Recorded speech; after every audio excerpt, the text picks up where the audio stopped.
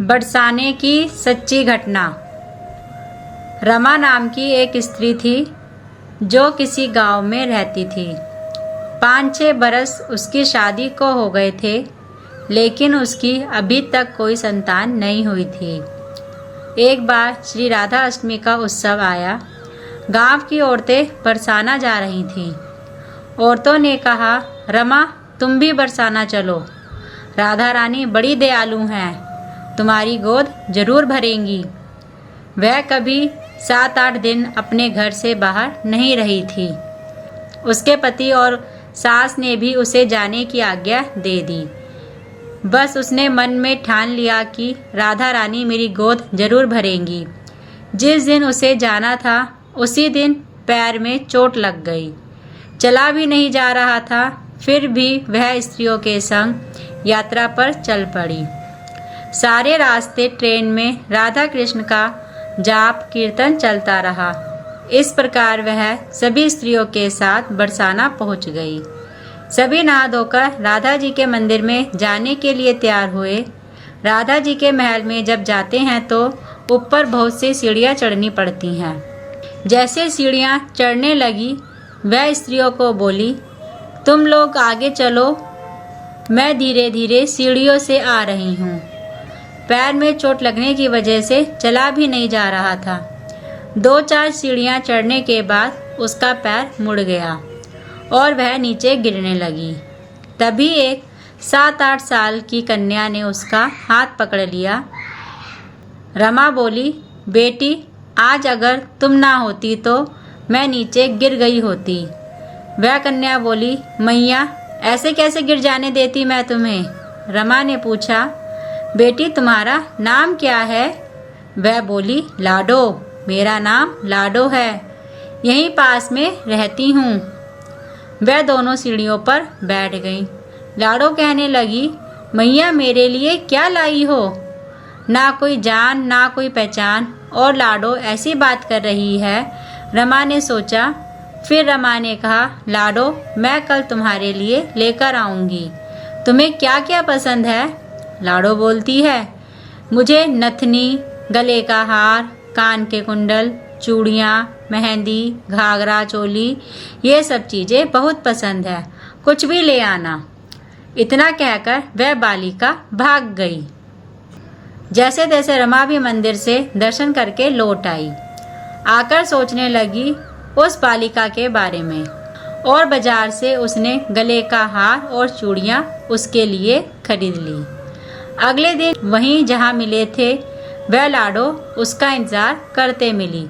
चूड़ियाँ और गले का हार जैसे उसे दिया, वह बोली, बस इतनी ही चीज़ें लाई हो और नहीं लाई मेरे लिए चीज़ें। और वह मुंह फुलाकर बैठ गई। तब रमा बोली, अभी तो मैं 8 दिन यहीं पर हूँ, रोज़ तुम्हारे लिए कुछ ना कुछ लाया करूँगी। यह सुनकर लाडो उसकी गोद में बैठ गई और गले से लग गई। रमा तो रोने लगी, उसे जैसे एक संतान मिल गई हो। खूब प्यार से उसके सर पर हाथ फेरा और फिर वहाँ से चली गई। रमा ने मंदिर से आकर घाघरा और चोली उसके लिए बनवाए। ऐसे ही रोज़ उसे कुछ ना कुछ दे देती थी।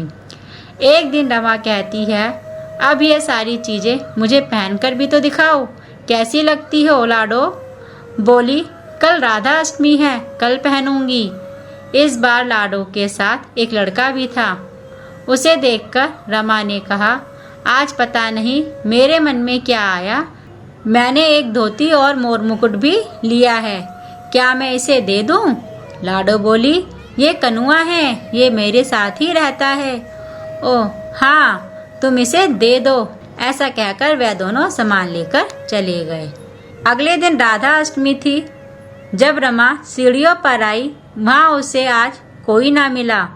बहुत इंतजार के बाद जब वह मंदिर पहुंची तो वहाँ बहुत भीड़ थी। कीर्तन और नृत्य हो रहा था। किसी तरह भीड़ को चीरती हुई वह आगे पहुंची और वहाँ पहुंचकर राधा जी और ठाकुर जी को देखा। उन्होंने वही चीज़ें धारण की हुई थी जो रमा लेकर आई थी और जो रमा ने उस लाडो को और उस कनुआ को दिया था। वह पत्थर सी हो गई, उसकी आंखों में से आंसू बहने लगे उसे बात समझते देर न लगी कि वह लाडो राधा रानी ही थी और कृष्ण जी थे। स्वयं जगत के पालनहार उसके पास आते थे। राधा जी उसकी गोद में बैठी थी और उसे सुख प्रदान करती थी। वह तो जैसे बावरी हो गई थी, दिन रात लाडो लाडो कहती रहती, पुकारती रहती। वह स्त्रियों से बोली, तुम लोग घर जाओ, मैं नहीं जाऊंगी। उसकी सास और पति भी उसे लेने आए, पर वह साथ नहीं गई। अब तो प्रतिदिन वह सीढ़ियों पर बैठे बैठे आंसुओं से सीढ़ियाँ धोती, पलकों से बुहारती। ऐसा करते करते उसे 30 बरस हो गए। एक दिन एक बालिका उसका हाथ पकड़कर ऊपर अटालिका में ले गई। वहाँ जाकर बोलती है, लो आ गई तेरी लाडो।